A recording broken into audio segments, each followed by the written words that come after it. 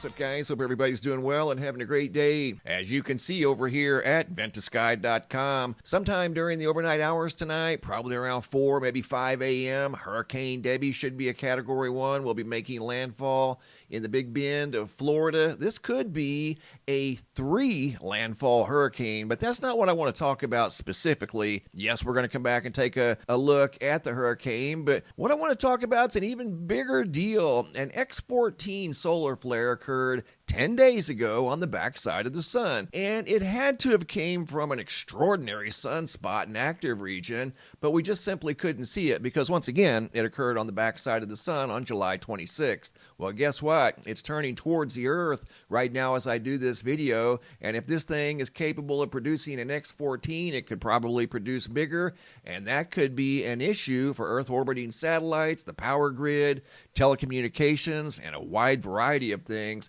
if this thing erupts like it did back on July 26th. We're going to come back and take a look at that information here in just a moment. But first, Hurricane Debbie. It's going to make landfall sometime around 5 a.m. This could be a triple landfall hurricane once it crosses Florida into southern Georgia, back out into the Atlantic Ocean, stalling above South Carolina and East Georgia, dropping large amounts of rainfall. This thing could be an overachiever, bringing a foot of rain to multiple areas along the east coast of the United States over the next 5 days. But once again, it should be making landfall during the overnight hours tonight. That's never a good time for a hurricane landfall when it's dark and especially during the overnight hours. So expect power outages to begin tonight during the overnight hours. Right now, what the power outage situation looks like, already seeing power outages in Florida, 29,942 already, and this thing hasn't even made landfall. Here's the satellite presentation. This thing is absolutely massive. This thing's going to be a rainmaker, guys. Again, here's the satellite presentation. It looks like it's going to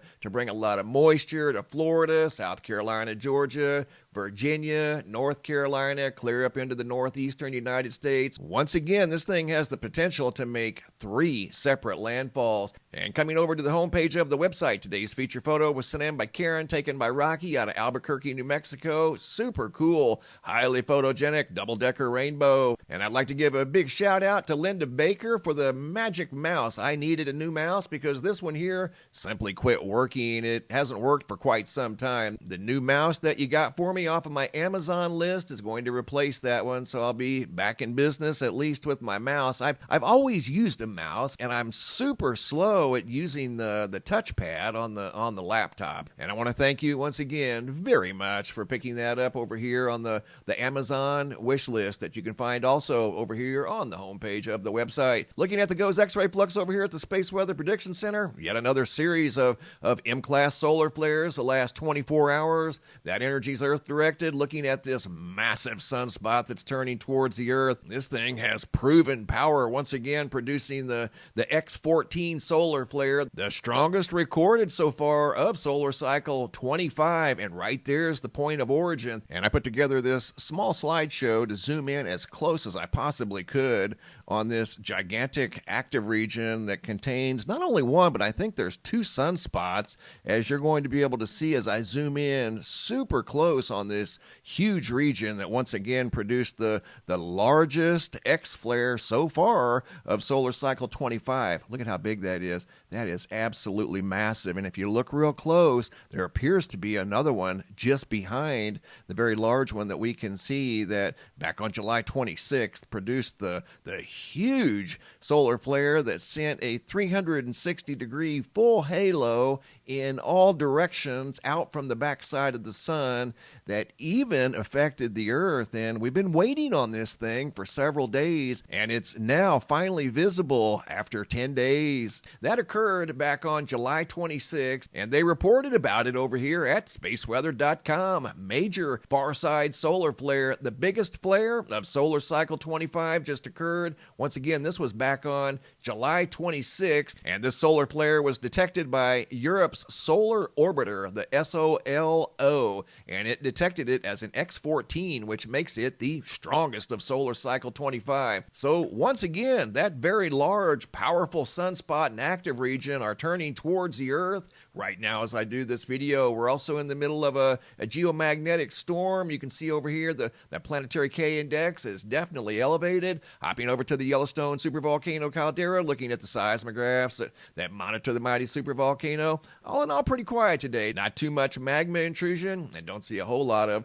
earthquakes. Looking at the power outage situation, outages in Florida already nearly 30,000 as the tropical storm is getting closer and closer to landfall. Still 38,000 customers without power in Nebraska from a storm that went through over 4 days ago. Also showing power outages in Maryland of just over 22,000 customers. Wildfires still very persistent in the western United States. And looking at the Park wildfire, the largest of all the wildfire activity in Northern California, 401,000 acres, 30% contained. And our friends north of the border up in Canada, all the red circles represent wildfires that span well over 2,000 miles across Canada. They too are dealing with a lot of wildfire activity. This is the potential rainfall over the next 5 days over here at ventusky.com. And just about anywhere you go up and down the east coast of the United States, some areas showing 13, 14 inches of rain in deep southern South Carolina, 10 to 12 inches of rain, very common in Georgia, along the coast of North Carolina and Virginia. So this storm has the potential to be a rainmaker. And looking at the satellite presentation, it does look like it's loaded with moisture. And moisture is not the only thing to keep in mind regarding this system that's just a few hours from making landfall. Yes, there's going to be a lot of rain accumulate along the eastern seaboard of the United States because this is going to be a slow-moving storm hanging around for the better part of 5 days out here along the East Coast. It's the power outages that we have to keep in mind too. Not only the flooding, but being without power for several days is definitely going to be a probable scenario. Looking at already 36,000 customers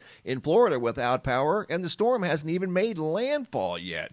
So Georgia could see power outages. South Carolina is both South and North Carolina. Virginia already seeing power outages in Maryland of 19,100. New Jersey, Pennsylvania could see power outages. New York, New Hampshire, Vermont, Connecticut, Rhode Island, Maine, all the way up into Nova Scotia. So those are things to be considered as well, along with the large accumulations of rainfall. So once again, that's set to make landfall sometime tonight during the overnight hours. Thanks for watching. Have a super day and be safe out there.